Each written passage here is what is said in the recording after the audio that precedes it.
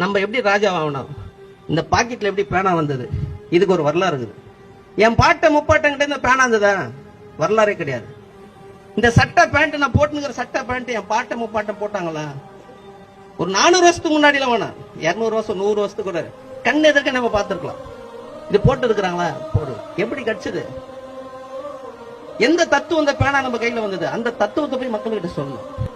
தொட்டா திட்டு, பாத்தா திட்டு, சேரி காலனி அப்படின்னு கேவலமா பாக்குற சமூகத்தை இனி கையெடுத்து கும்புறான். எது கும்புறான்? ஓட்டுக்கிறதால கும்புறான்.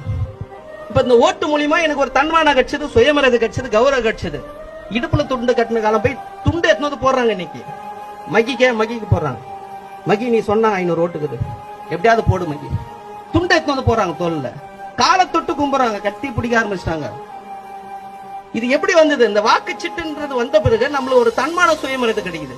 இந்த தன்மான சுயமரியாதை யாராவது கட்சினா பாபா சாஹேப் கட்சி. அந்த தத்துவ அந்த வரலாற சொல்லு.